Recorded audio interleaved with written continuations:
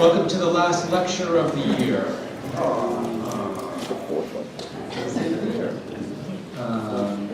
Tonight we're very pleased to end our year with Julian de Smedt, founding partner of the firm JDS with offices in Copenhagen, Brussels, and Oslo. We're very happy to welcome him to Chicago at IaaC. I first want to recognize that the lecture tonight has been generously supported by a gift from PSA Dewberry through the initiative of our own Chris Fry.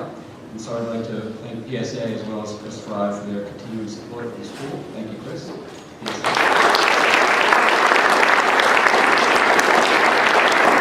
Also, we're coming into a full bunch of events. So next week, all 5 days, Monday through Friday, final reviews 2 to 6, and then the following week, 3 days of final reviews, like 10 to 6. So 8 days of solid reviews. Go to as many as you can when you're not trying to cut in front of other people in the laser cutter. And then, obviously, most importantly, come to the big party, the year-end show on Friday, May 6th, starting at 5 to 8 or something. Should be good, and we're looking forward to the Ryan Pallader and group opening and unveiling of the mysterious Bridge Bar. This evening, it's a great pleasure to have Julian here. After studying architecture first in his native Brussels and then subsequently in Paris and Los Angeles, Julian received his diploma from the Bartlett School in London and practiced at OMA in Rotterdam. In 2001, he co-founded the firm Plot, and since 2005 has had his own office, JDS, whose projects have won numerous awards, including the Golden Lion at the 2004 Venice Biennale for the Stavanger Concert Hall, the Forum AID Award for the VM Houses, 3 Mies van der Rohe Prize nominations, most recently for their Mountain Dwellings project, which won the Urban Land Institute Prize in 2009. In 2008, Julian was recognized as one of Europe's 40 under 40, and a year later was awarded the Moscant Prize for Best Young Architect. In addition to overseeing an envy-producing amount of work for such a young firm, some of which you can see in their monograph from Pixel to Excel, Julian has also taught at the University of Kentucky, courtesy, I think, of our friend Michael Speaks, and previous to that was visiting professor at Rice University. Operating with an international scope, JDS's projects range in scale from urban and regional planning to infrastructure, recreation, housing, retail, office, and all the way down to the design of events, national brand identities, art installations, and furniture. Despite working across these scales in media, JDS maintains its signature approach of transforming hard-nosed research on complex context and performance criteria into surprisingly direct organizations with immediate imageability, a form of spectacular pragmatism that has a strong resonance with a lot of the work that's happening here.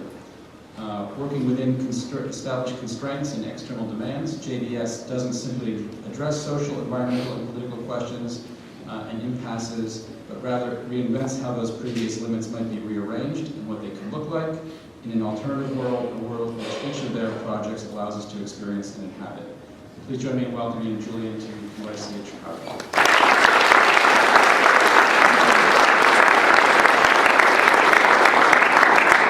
Thanks, Bob.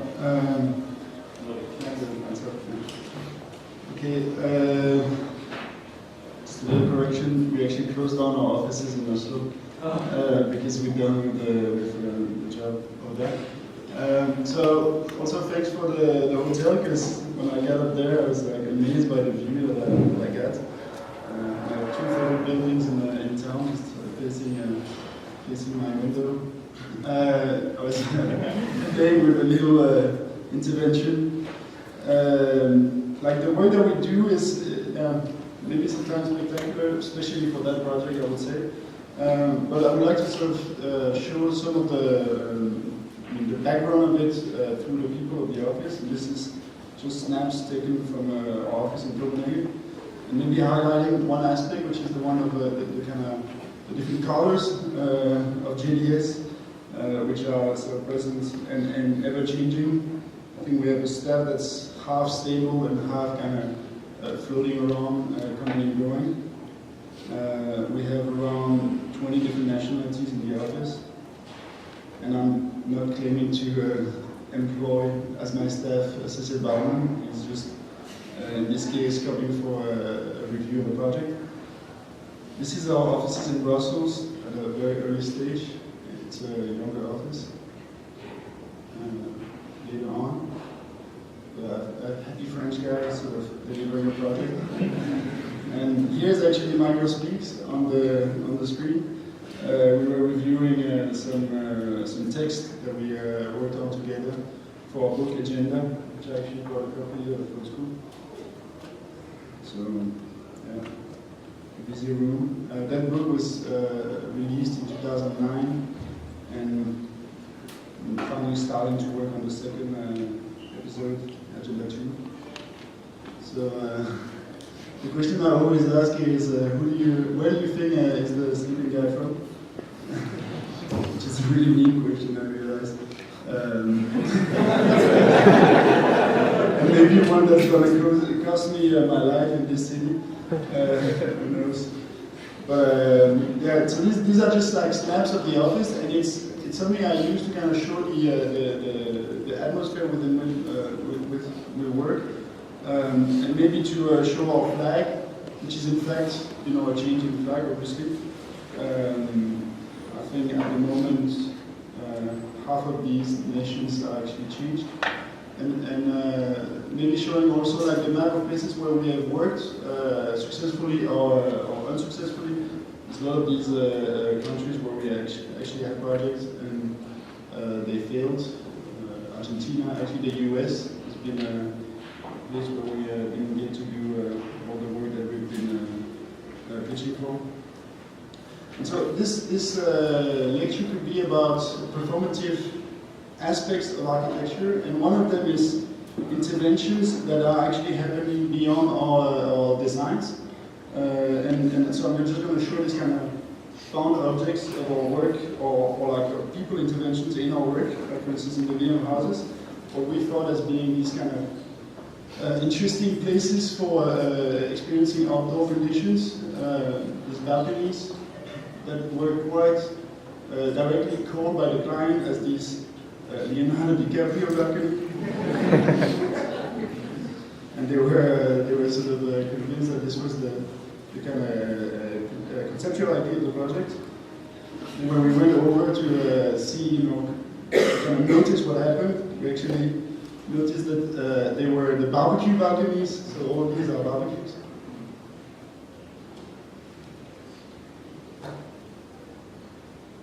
So I'm a little jet lagged, actually. I just came in from like 2 days ago. I did the Pacific Atlantic Ocean, and then I did it again today. So I'm a little, overwhelmed.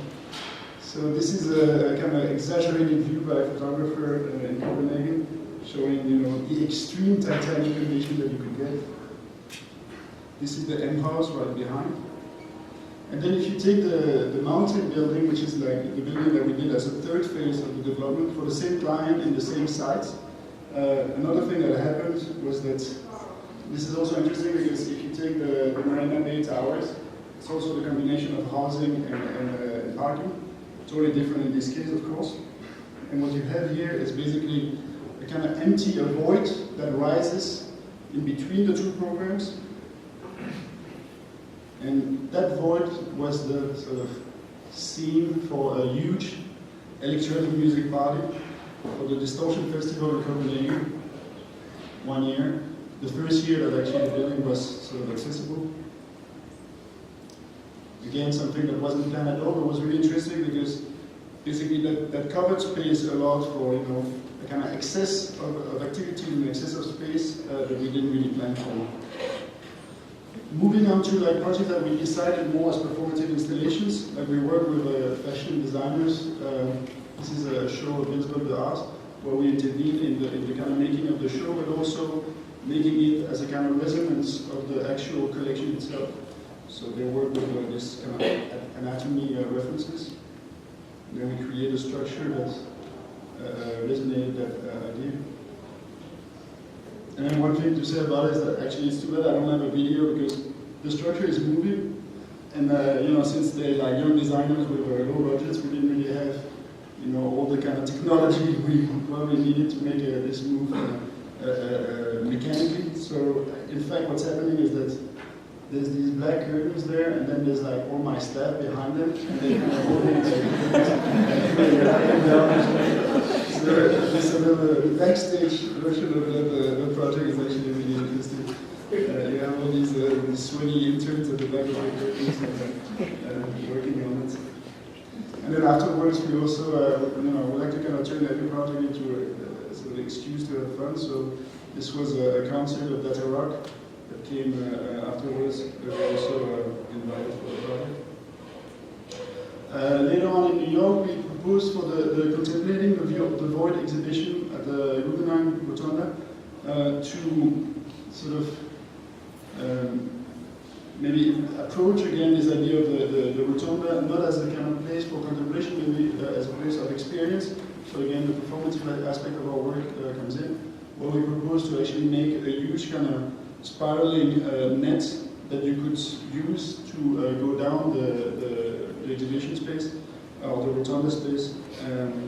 So it's like a take on the Wright's idea of going down the museum, but maybe using the actual void as the experience. And that brings me to my kind of main reference in architecture. It was Rodney Mullen, not an architect but a skater. And I've been myself a skater for 8 years, from when I was 11 to 19. And I think like the way we use urban space and public space as skaters is really like a referent or like useful for thinking architecture, for thinking public space. Of course, skaters are hated for destroying public space. Maybe that's why I decided to be an architect afterwards, to kind of rebuild what I spent, all my teenager years destroying. But I think it's also our responsibility as architects to create that space in a way that is robust enough to sort of encounter any sort of use or misuse like this. So I just show it as a sort of example of what can happen in public spaces, and definitely in the public spaces that we design. Like for instance, this is one of our first buildings, the youth house in Copenhagen, which was very much used by the kids. This is a day where they sort of created a kind of wall in between the two hills, and two teams were camping on each hills together to take over the opponent. Unfortunately, you can't really skate on that place because the regulation demanded that we use this kind of like super low resolution ripples for the wood. So it's not really good for skating, but it's actually great for biking. So you have this kind of amazing mountain bike rides loop. And then later on, actually right before it, we did the harbor bath in Copenhagen. And later on now, we are starting to build this project. So it's right on the other side. And the idea of it is actually to connect the sort of success that is currently happening on the original site of leisure and entertainment in the harbor of Copenhagen, to connect it to the other side, which is completely empty right now. It's basically a big sort of parking lot for these office buildings. So the idea is to create an extension of the promenade, an extension of the activities onto the water, so to redefine or redesign the kind of outline of the harbor and inject those new programs. And so this project was a competition first that we won, and that we had to go through a sort of series of negotiations. In fact, with the different tenants of the neighborhood. One of them is this huge bank called New Credit, and it's sort of some kind of laws of the place that impose some directions to the city, so that we couldn't do a series of things of the project. But then in the end, the city actually fought back against this power and decided to do the project exactly as we planned it, and now it's not going. So in the kind of aftermath of this, we proposed a project for another smaller city called Forborg in Denmark as well, and then we won this like a month ago, this project for another harbor bath or urban beach project, which is turning us into a total harbor beach architects. So that's a good thing. It's a bit like the ski jump, imagine if I become a ski jump architect. But one thing that happened right when we won the project is the plan is normally the other way around, but when you turn it this way, people started joking about the fact that it looks exactly like another type of figure plan than the Copenhagen plan, because the Copenhagen plan, the city plan, looks like a hand. So they mentioned that this was the West Coast side, which I of course, like a lot. Another kind of sign was this event in Rimini a few years back when I presented a project to the city and the citizens of Rimini right after, basically the day after the Dutch team won against the Italians in soccer, European Cup I think it was. And it's bad because my name is Dutch, de Smedt is a Dutch name. And then the other problem is that even though I've been speaking English for a while, I still have this kind of really strong French accent. So there's like another residence of an event that was sort of playing against me in that event. So all I was doing is basically trying to explain that I was just a peaceful Belgian, and with any of these issues. And I was here to talk about the city of Rimini. And basically the project was, to us, really exciting because it was the redefinition of the waterfront of the city that has kind of triggered the idea of charter beach tourism in Europe. And so we were quite interested in the remaking of that, since what the mayor was trying to do is to turn it into a more agricultural sort of destination. So the problem is that you have, that the demand is that you have all these programs to add in between. The site is actually in between the city and the beachfront. And if you look at the situation, you basically have a kind of huge divide in between those two cities. You have the need for a promenade, the need for a crossing, and a condition that is basically interrupting this potential, which is the one that on the beach you have barracks all around, which is the second city. That there's like different bars and changing rooms and different things that are literally buildings. They have addresses, and they basically block the view of the beach and the sea. And so the idea was simple, just to say, okay, since we can't get rid of those things, they're actually really kind of profitable businesses, we're gonna go around them, or in fact above them, and try to make a development in such a way. And the idea was to immediately look at the kind of mother of all beaches, Copacabana, and the pattern of watermarks, and splicing in a kind of changing its scale and looking at what it could become, if you would turn it into a kind of monster. And so what happened is that we literally took the pattern and stretched it on either side of this park. This park is called the Federico Fellini Park. It's a very famous place in downtown Rimini. And we started to basically tuck all the programs that were required under those waves, and then leave the waves as public spaces. What was interesting about doing that is basically that you created, what the city needs is to have sufficient space for all the tourists to come and enjoy the beach and enjoy the sort of public spaces, but also have sufficient businesses on site so that they can develop the project. It's a PPP, a public-private partnership project, so you basically have to work with the private developers. And so and on this project we were competing against Jean Nouvel, so we did images that looks like Jean Nouvel projects. So they get confused. Maybe they think they think Jean Nouvel and together. It's good true. And so there's a view. This is actually a hotel. It's an 8-story hotel, and it's done in the exact same way as the rest, so you can in fact climb on the hotel, even though it's 8 stories. Maybe your grandma cannot, but you can. So this is a view from the rooms. So there's a view towards the city itself and a view towards the sea. And this project was I suppose, a victim of Berlusconi's infamous media presence, because we haven't really heard any news from it since 2007 or something. So I think it's probably pretty good.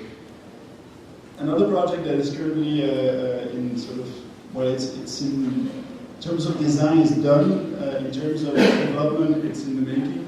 It's a project that we did in the city of Copenhagen in the Netherlands, where we tried to combine, and I show it right after the Windy project, because it's a similar approach to the combination of public space and private developers' mind, where we basically try to combine the sort of garden city, the kind of British garden city, to the hyper kind of regular row housing developments that you have in Holland. And the site that we were given was a pretty interesting site, because there are 3 sites on the water. We laid out these different row houses strings onto the side and started playing with them in order to create, in fact, a landscape of accessibility above the whole structure. So we created a kind of huge and very soft mound that crawled over the housing. And then we started splicing the different typology and different sort of public space and private space in a way that would allow for all sorts of navigation systems along the side. Because of course people came by car, walking, and a lot of people come actually biking in the Netherlands. So you also have to look at that. I mean, it would be a little steep to bike on the upper mountain. So what we did is we did this kind of in-between cuts that allow for biking to occur.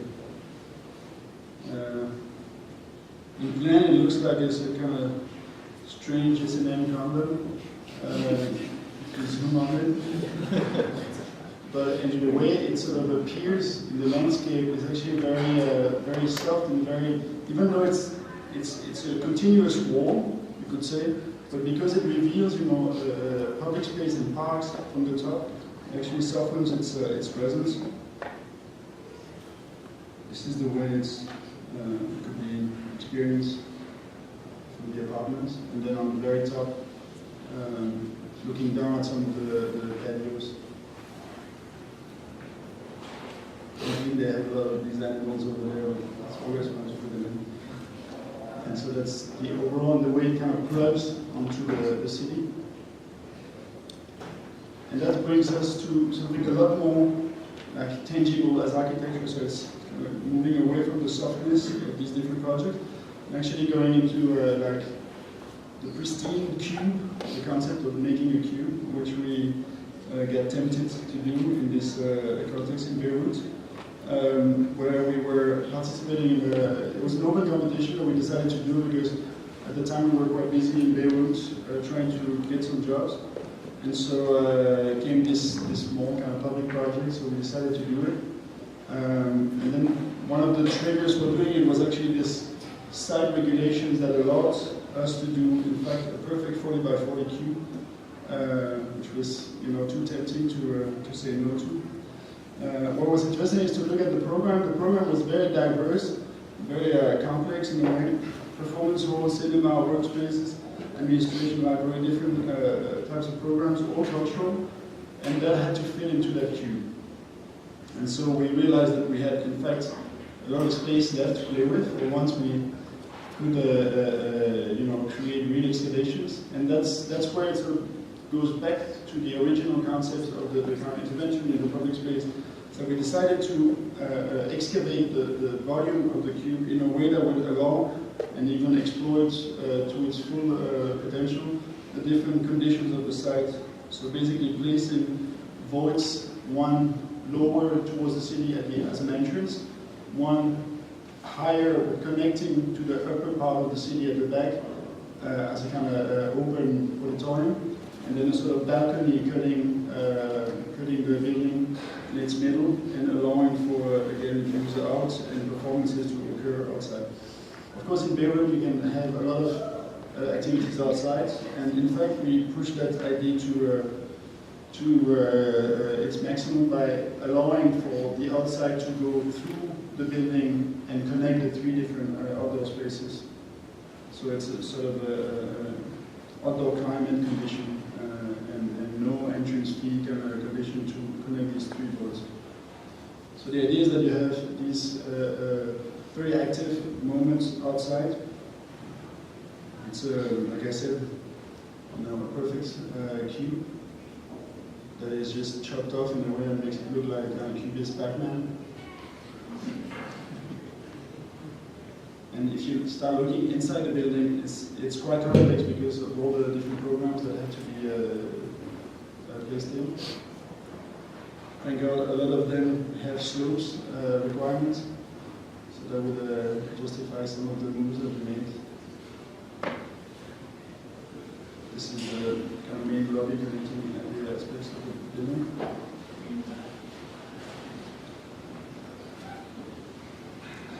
And so that project we lost. Normally I always show like who won instead. In this case I really should because it's a terrible project. But we can go on our interviews. In the sort of, in a more, like now we started actually building this project.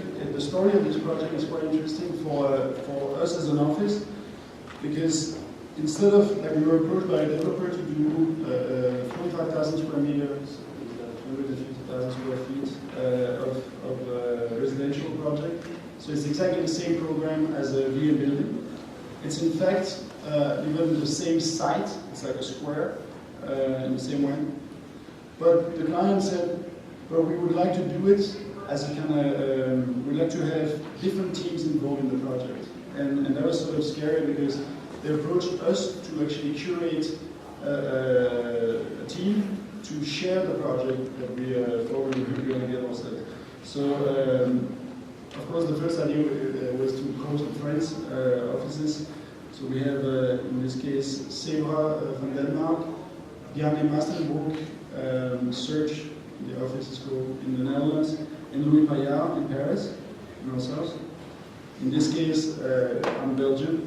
Sometimes I'm Danish, so it depends on what works. And so the site is this kind of box. And the first thing that we did was, when we sat down to discuss the project, was to decide, and that's kind of the beauty for me of this project, is to decide to work together one scheme, instead of doing what we normally would do, which is to say, okay, 25,000 square meters, they're spending 4, and then we all get our cake, and so we don't have to worry about what the other guys are doing. But in this case, we actually decided to do one project as a 4 different teams together. So I'm just going to explain the regulation of the site. The site requires to basically be first a perimeter block, and there's a building behind us, and in front of us there's water. You saw the side here is basically sort of a waterfront condition again. So our first idea was to not do a perimeter block, but in fact do a permeable block. So a block that is like a series of streets, very much in the line of thought as Barcelona is in Barcelona. So it's kind of like narrow street, tall buildings, but narrow buildings as well. And then we explained that if we would manipulate that volume, or that sort of mass, in a certain way, we could allow for something that is totally not possible currently, which is the permeability, the visible permeability from the back to the front. Since the front is really what is interesting, is the water, is the horizon, is the view. We decided to actually go against the regulations and go against the code, and go beyond the allowed maximum volume, and to create these peaks to be able to have those views for ourselves, but also from the neighbors at the back. And so this is the sort of volume that ended up being chosen. This is also a competition, so it's again a competition that we submit to the city to decide for the project, together with a developer partner. And so there's the result, and we ended up winning the scheme. And you can see that, there's a lot of buildings in it, but it's very much similar. It's every building is kind of articulated in a similar way, and they're all interdependent. And so this is the kind of result. It's also funny that when you chop it in sub-buildings again, it all looks like a sort of a traditional house, pitch roof house. of a different scale, of course. And so this is sort of the proof of what the project is about. It's the most further back building block looking out at the sea horizon. And this is the view from the Barcelona feeling in the streets. And so recently we started construction of the project. So it's actually, I think by the end of 2011 we'll have the full volume on site. Which we're quite excited about to see. Which leads me to another project totally different in Taiwan, in Taipei. Similar, like as Beirut, it's a public project as an open competition.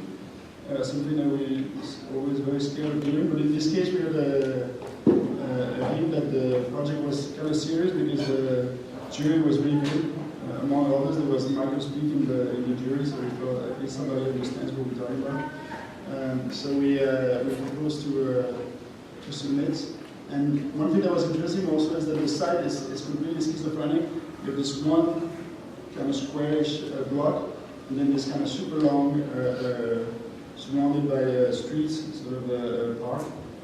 And then you have another schizophrenic aspect, which is that you have it's a pop music center. So like pop music center is, I mean, only in Taiwan do you have to deal with that. I think and they're splitting the program into an open air, big auditorium thing, and then an indoor one. So what we decided to do was actually to place each stages on a site, and then let a void kind of connect them, and then use that void to actually connect the infrastructure, reconnect the two sites, and keep that void as is, allowing for other things to occur. So you basically have this kind of big empty space that could become other things, and could also become an extension or a duplication of what these two stages are. So you could have an overcapacity with different connected elements. Also, it allows for this kind of elevated square to have views over the whole city, and the parks are connected again. And so that project we submitted for, and we ended up with a mention, and then it's Riser Umemoto that won the project. Again, I should show it, but I won't. That's easy to find. So you have this huge kind of open square that sort of deal with all the connections, all the kind of local connections, and it acts as a sort of extra space.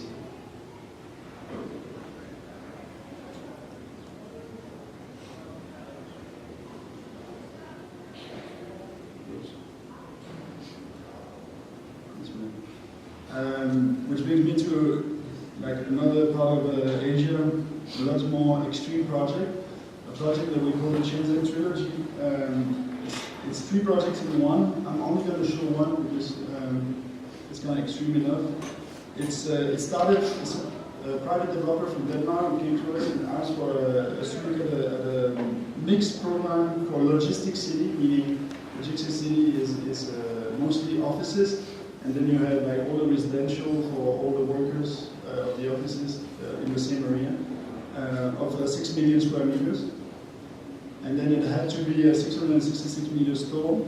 And that was like it was part of the program, kind of weird. And then a month later they called us back and they said that in fact it had to be 888 meter store. We started feeling like we were really in China. And then a month again later, and then they had to be 100 meter tall. So on top of that they said, and don't forget it has to be stage 3. So of course, it's all these sort of things that we, as European architects, we don't totally take care of immediately when we start a project. What was interesting though about this project was that it was right at the border between Hong Kong and Shenzhen, and so it is about sort of what is Hong Kong becoming, and Shenzhen is of course evolving really fast. Like if you look at the development of Shenzhen, across the past 30 years, there's been like an extreme decrease of nature conditions to urbanity. And this is actually what existed as kind of a cityscape 25 years ago, and then today, or in fact 5 years ago today, it's probably all red actually. And so this is like, this was of course extremely exciting. If you look at the conditions of Hong Kong and the way it has developed, it's quite fascinating because it's a sort of marriage between topography, nature, and then hyperdensity. And if you look at the Shenzhen, it's not so happy, the marriage. You basically have a little hill that's left down there, but they literally they kind of flatten the land. So in order to create, so the first level of urbanity in Shenzhen was factories. So basically, make a microchip of efficiency. And so what we pose as a question is could Shenzhen become new Hong Kong, which is obviously what is happening. In fact, it is the new Hong Kong. I mean, the border is crossed now. There's a bridge. There's all the connections. So it is the extension of Hong Kong. This is the beautiful 3D drawing that you get from the governmental site to know where your plot is. And then so all land was actually again like a kind of squarish land. We started looking at the way to organize this, this 1,000 meter tall tower and all these different programs in a way that would sort of function. What we realized is that basically it's all too big, and when it gets that big, you lose the kind of condition of living in a place or having the capacity to do simple things such as smoking a cigarette. I mean, on the 100th floor is kind of not working. So what we did is we actually started looking at it not so much as a kind of succession of floors, but more as a succession of neighborhoods on the site. And so we came up with this simple extrusion or sort of deformation of a volume, which was made first by the paper model, very simple one, just with paper clips coming up, basically organizing a succession of volumes that were also voids. And what you have as a kind of result is a plan that evolves, that starts, that has kind of evolutive structure, that basically has a main DNA, which is that the housing is put on the outside, office and commercial spaces are put on the inside, and you have this kind of connective park in the middle, which again a found object looks like in some of the floors like a mise en dehors column. And this is the sort of section. So whenever it gets deeper, it becomes this sort of public spaces, cultural spaces, sports spaces. On the outside is all the residential.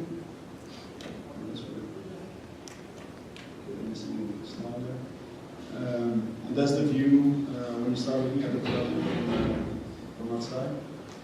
Here from some of these voids. So these voids are acting as urban neighborhoods.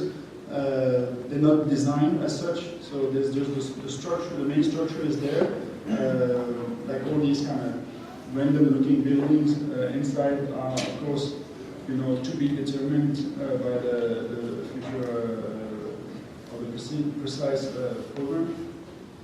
These are just views of it. So the project went all the way to schematic design, to end of the schematic design, and then sort of get stopped by the crisis.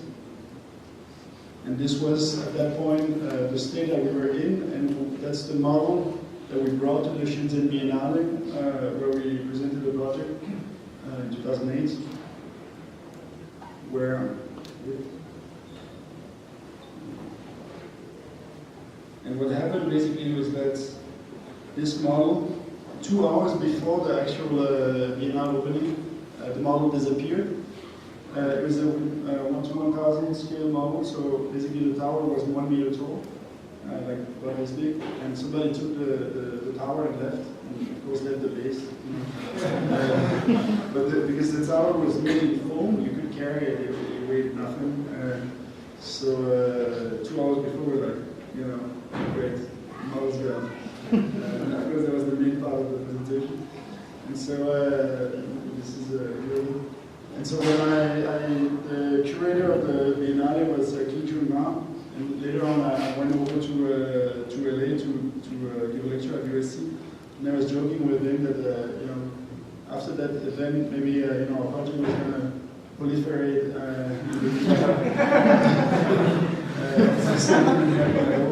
and even funny at all either. So within 6 months, we received at the office a new model, perfectly done, but in perspex, so it weighed 100 kilos. So that model, it's basically never going to move from the object. And if it does, it's never going to be stolen around it. Which brings me to the last project that made me almost turn into a Norwegian. Was of course the ski jump in Oslo, which made me turn into a Norwegian because it's the most kind of, it's the biggest pride they have. It's their ski jump, and it's sort of national icon. And if you look at the profession or the discipline of ski jumping, it has actually evolved over 100 years in many ways. The ski jump of Copenhagen has been transformed 18 times on site, so it's pretty. It's really kind of a musical history. And then here comes a Belgian-Danish office. So 2 of the most flat countries in the world. I mean, not under the sea level like the Netherlands, but close to. Basically completely flat, and then we win the competition for the ski jump, and of course everybody gets rid of this stuff because they've been doing ski jumping since the dawn of time, and they have all these heroes. And then in Denmark, this is like the current best jumper of Norway. And then in Denmark we barely have a sort of skier at all, the alpine skier. In Belgium there's none. So, of all the criticism that we got, we were sort of starting to fear that this was kind of slipping away from our hands. So I started talking publicly about this other architect that had done this pretty amazing ski jump, and I mean Zahash is not exactly totally kind of geared for jumping. At least I skated, a few years. She has an office in London. She's Iraqi. I mean, it's not totally like the obvious jumper kind of you could imagine. So the question was, just again to talk about it. I mean, it's a serious matter. To talk about it in a way that was trying to kind of shift their problem towards what it really was about, which is the culture, the Norwegian culture. And this is also what it is. I mean, that's how cycle they can become.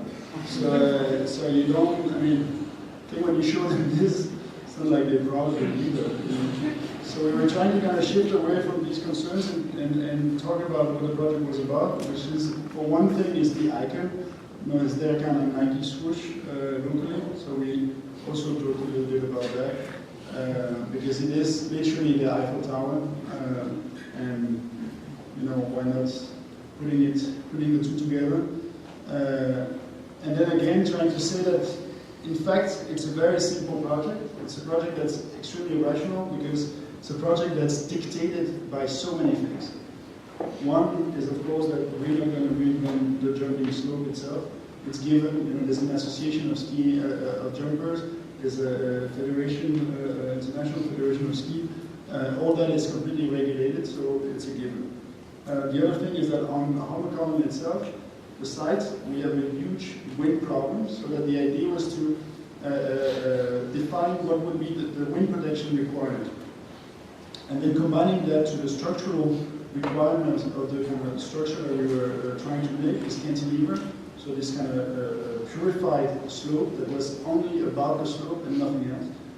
We realized that we could combine these two elements, so create the wind protection for the skiers along its descent and along this jump, but also realize the actual structure of the jump.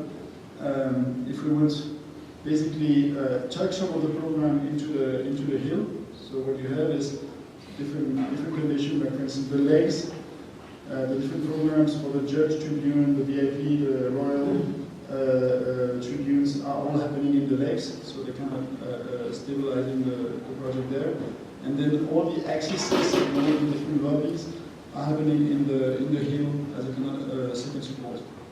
Then we found a way to kind of angle the slope of an elevator to fit into the slope of the skiers. And then the kind of cherry on top was this idea of, instead of seeing the project as finalized as itself, to actually make it a destination, like that its extremity would be a destination, and that is a public square. So what you have on top is this amazing floating in mid-air plateau that allows you to view the entire region. And this is how we get back to the idea of the icon, is to say that maybe, of course, the project is an icon, and it's very much, it's very present in the region. But another thing that's really important when you get all the way up there at the end is to experience the fjord and to experience the city of Oslo and to really have this kind of grasp this condition, and that's what you can do best from there. So it's it's inverting the idea of the icon. So that's a project that we submitted. This is actually the view of Oslo. You have the opera somewhere down there. That's the plateau. This is the view of the skier. This was made slightly after the competition. And so on the base of that, this is all material from the competition. We won the competition, and then we started developing the project after quite a bit of waiting for and arguing, with the municipality to finally get the contract. When we finally did, we worked a lot of aspects of the project and ended up with this version, which is the one that is currently built. That's the ski jump that we finished for the World Championship. So the way it works is pretty simple. I mean, it's a continuous loop. You go from the top down, you jump. If you're good, you make it. Then there's an excavation. It's another big part of the project is in fact invisible. It's excavated into the hill itself, and it's a 40,000 people arena. So that was like another challenge to deal with. Is to, in fact, a lot of the money is happening down there, which is kind of invisible. But a lot of the logistics are also happening down there. So if you follow the red line, the descent is slowed down by the slope up, and then there the skier goes off, goes through a media zone where he's being interviewed. He's actually walking on top of all the commentators that are looking straight at the jump and commentating on the event. And then he goes off the jump and takes a cabin and back up into the rubber. So these are the different sub-programs, the slope, the kind of arrival. This is the commentators' boxes, the judges' boxes. This is the arena, that's the commentators. Different sort of aspects of it. You can see the King's Lounge over there, that's like the place that's right there, where the royal family hangs out with their friends.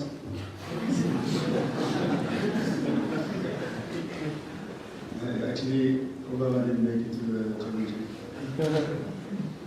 So, under construction, this was the lifting of the last piece. It's built in 8 sections.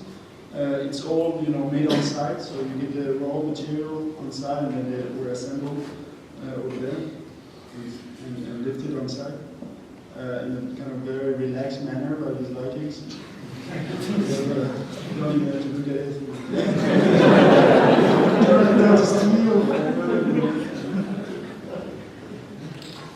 And then eventually we connected, and we had to, in fact, keep the cranes for a couple of months doing a different test of support.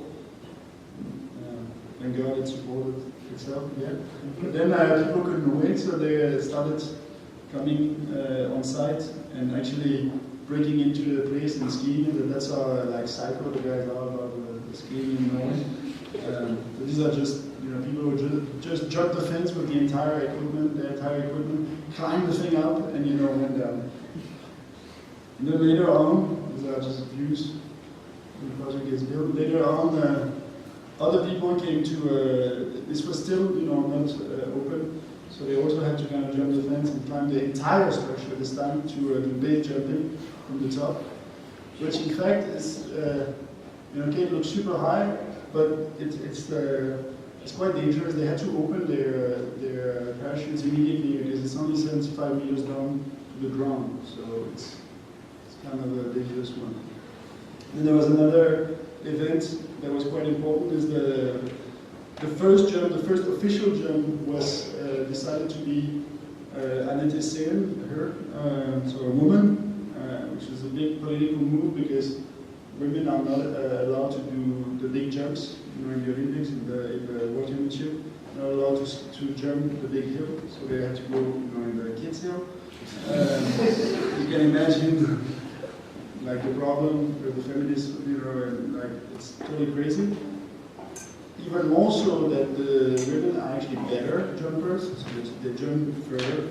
So they're really frustrated, and it was a great win, to finally get like a sort of the first jump, the inauguration of the jump done by a woman. But then somehow boys will be boys. The night before, this guy I showed you before, Björn Ormond, the local hero, had to do it, illegally, and with the support of the association of jumpers and stuff. So there was a big outcry afterwards because basically he jumped the hill before the official jump from Annette Seen. So he had to apologize on TV and all kinds of pathetic things. So, but anyway, after all this tumult, the place was inaugurated 2 times. First as a kind of test championship last year, and then this year we had the main event, the World Championship, which occurred about a month ago. There's now views of the place. I have to make this. So here you start seeing that there's action on site. As always at the Holmen Column, there's a lot of fog.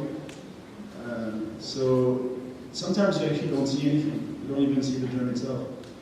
I should show you some pictures of that. It's basically one big gray screen. It's really scary. That's right before the big jumps. So the arena is empty.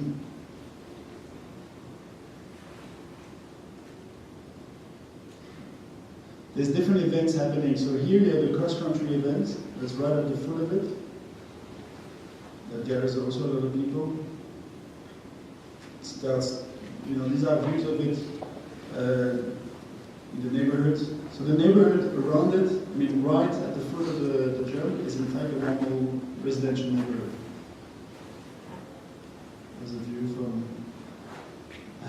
this guy at the office that loves like mountain climbing. And so here is climbing a tree. So it's one of those trees. The whole tree was climbing. It's totally crazy. Back to the picture I showed you earlier, and more of the kind of local. These are Polish guys. There's a lot of Polish people in Oslo. There's the crew, my staff at the championship.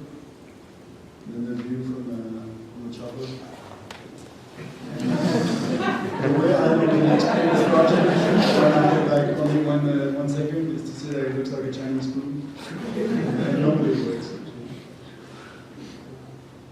And so that's the championship itself. So you have like the full arena with about 50,000 people there. And then later on, there's like a series of things that happen, like this Donald Duck cover for a Norwegian version of Donald Duck, and then Google did a doodle for the jump on the day of the opening. And then King Gilma came back once after I showed the project, and he said that it looked like his lawn chair for God. So I kind of get really excited and went on Google and tried to find something that would match, and I found Adam instead. What did you do well? For the proposal, very relaxed. Thank you.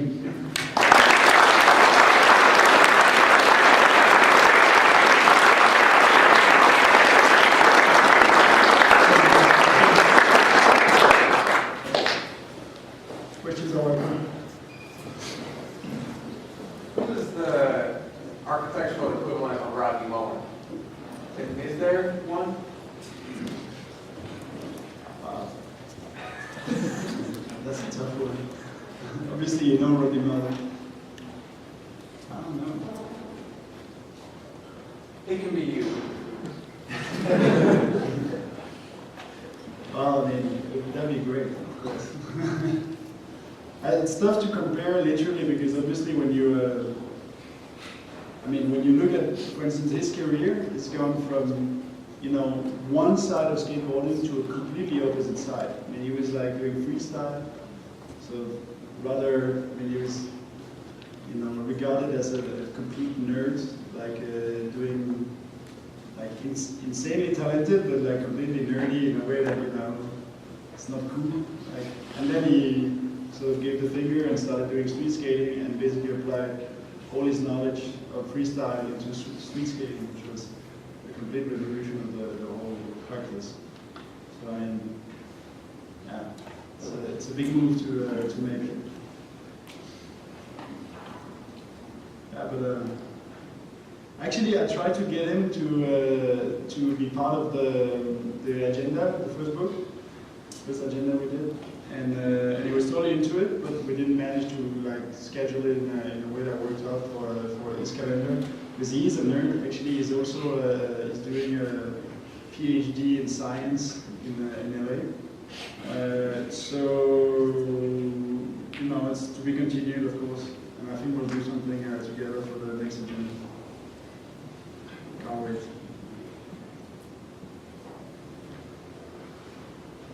Yeah. Sort of alongside the larger, formal conceptual projects that are presented, and then how do you find those transfer over into build projects in terms of level of detail? You mentioned that a roof had to change or wasn't rideable with skates because of the material and the actual detail. How does your office view detail as maybe a generator in the concept state rather than construction? We are architects, so we do details. No, but we don't let the project be done by somebody else. If that's what you mean. I don't know. There's a lot of discussions of that for efficiency right now, and of course we're testing some of it. Working with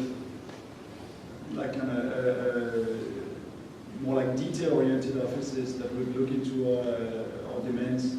But generally, we follow. I personally am really into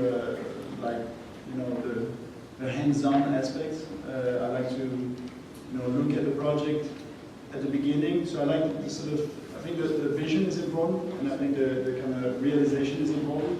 And a lot of the in-between can be things that you balance with people that are of trust that you balance from a distance. I think these two moments, the kind of start and the end, are super important to be really present. But we are opportunists. If something turns out to be impossible, we try to find a way to flip it to something else. You can't always have everything delivered on a platter and it works out, and sometimes you have to. That's why I think it's important to understand your project and its priorities. What really matters and what can you sell out. There's a lot you need to sell out. When you do a project from start to finish, there's so much you need to sell out. You just have to know which ones you will have to fight until the very bitter end. So, but I think details are in the youth house. I didn't find it a problem that we couldn't skate it, because actually you can rollerblade it, you can bike it.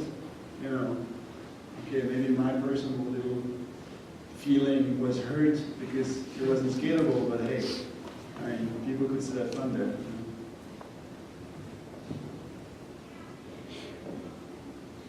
Anything else? Yeah, 4.5 months. This is it. Last question. I'll ask the last question. So who's doing these photoshops? Is it you in the office, or do you get an intern to just hang over their shoulder? Classic shit, Scott. These photoshops are doing really great. And are you photoshopping these, or do you have an intern that you just hang over their shoulder and tell jokes to?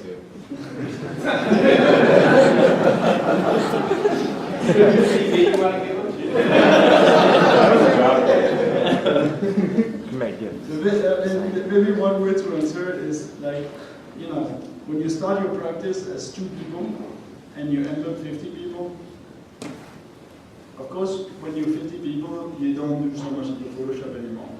But when you're 2 people, do a lot of fucking Photoshop. So I can do it. I did this one. Okay, it's not a masterpiece. No, I like, you know, the funny ones, they're very easy Photoshop jobs, obviously. It's like, the more rough and ugly they are, the better. I mean, I don't do so much of the, you know, perfect kind of realistic looking stuff, you know. Look at that. Yeah. Yeah, but if you're good, you can always.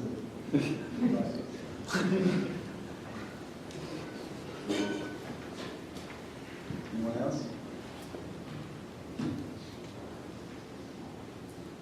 All right, thanks.